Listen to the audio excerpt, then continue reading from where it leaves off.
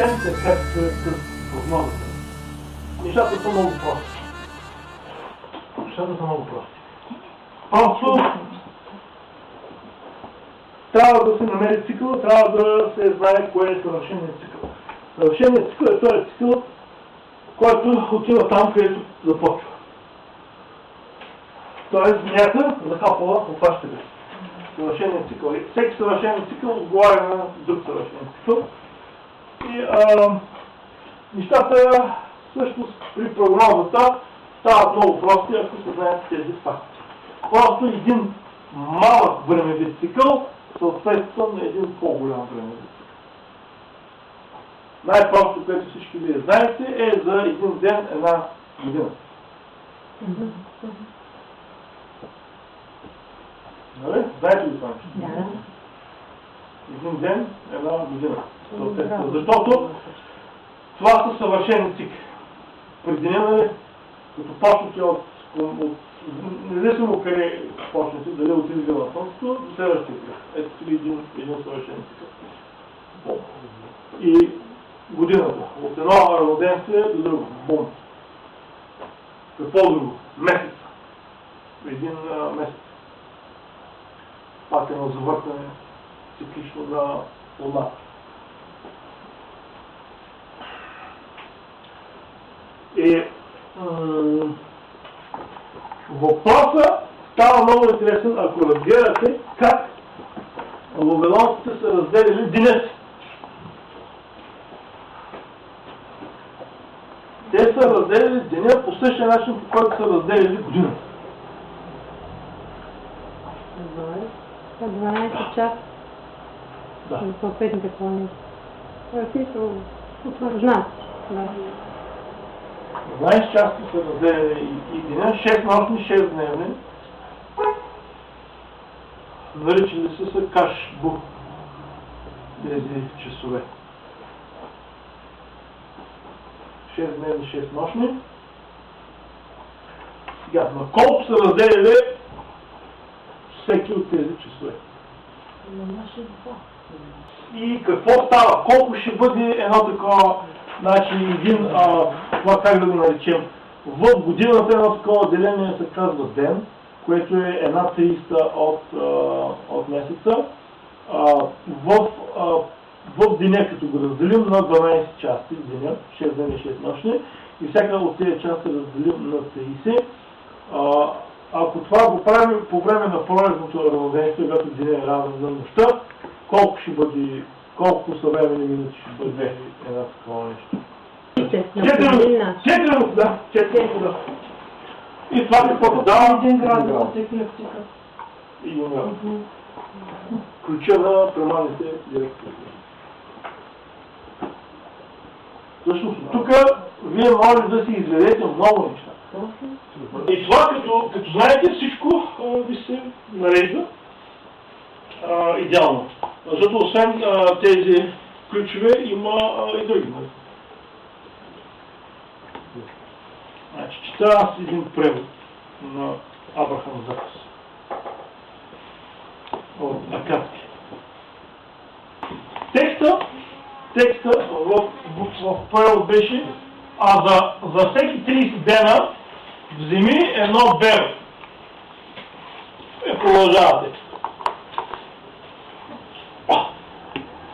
Аз това като го видях, преди един месец беше точно, и ми се изправи косата. Едно беро е много просто. Това е 2 часа наши.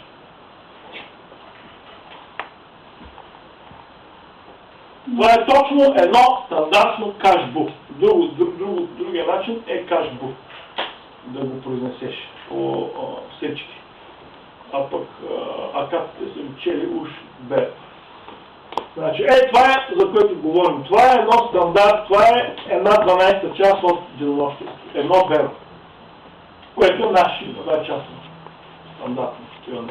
Това са всъщност прогресите. 30 дена 2 часа, 360 дена 24 часа. Наши 24 часа, т.е. един цял ден. Той ти говори за прогресите. Само, че ги прави като примарните, върти цялата сфера. Докато след това вече гърците, арабите опростяват нещата и почват да движат една точка по еклиптика, да, с 30 градуса за един месец. Тогава са въртели цялата сфера. Значи, в момента, в който се ражда някой, застопорява всичко и след това вече, като пуснеш да се върти сферата, нали, ти можеш да използваш различните ключове. Два часа също могат да бъдат една година.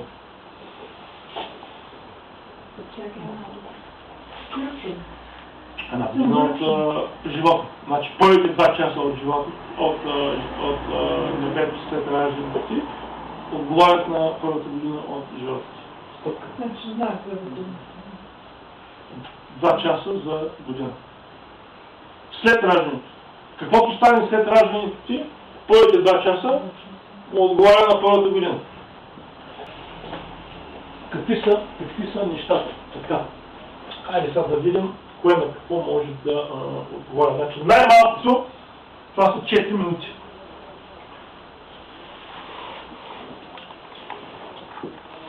4 минути равно на една година.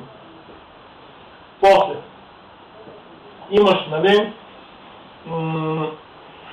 една 12 от деня, от денонощието, равно е на още да е равно на една година. Може да се равно на един месец.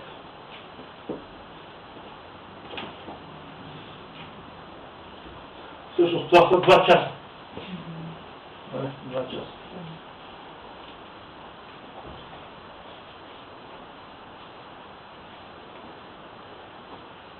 Един месец също би могло да се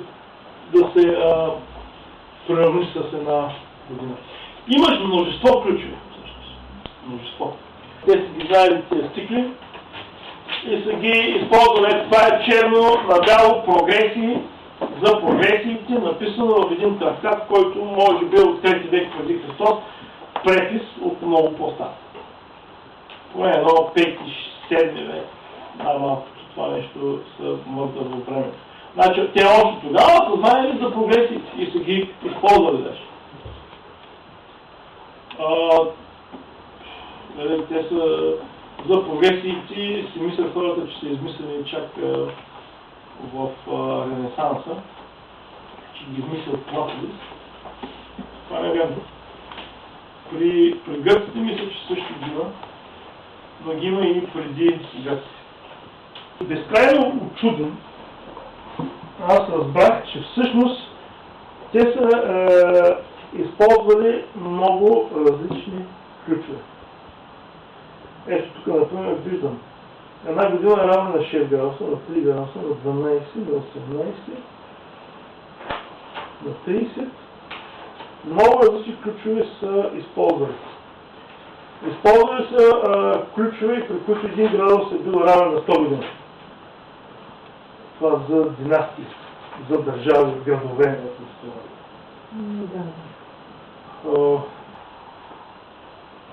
Въпросът е как експериментално да хванем малки цикли. Експериментално. Тия 4 минути. Ще ги хванем.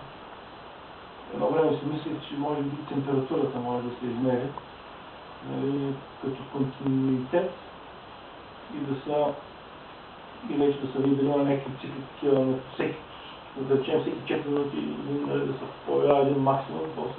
Температурата? Аз така си мислих, например. И го измислих. Един ден. След няколко години размисъл, по-съзнателно, повече, един ден отидах на морето. И застанах там. Естествено, не мислих за наука. Но след известно време ми се изправи главата и само се стоях там с празна глава и в един момент ме трясна нещо, защото се сетих какво става дума. Аз всъщност разбрах, че шума на прибоя се точно един микроцикъл. Усилва се, отслабва. И сложих на камера, заснех всичко, няколко пъти съм направил това номер, 2-3 пъти. Имам нужда от повече данни. И това, което открих, ме шашна, защото се оказа, че има някакъв микроцикъл. Първият експеримент, който направих, това беше една голяма буря. И имаше и скали там има, след това едно пространство такова голямо, пак с скали. Обаче прибоя прехвърляше тия скали и наводняваше това пространство само от време на време. Има ли цикъл това наводняване от камерата и после гледам какво става. На всеки 4 минути. Това се наводнява.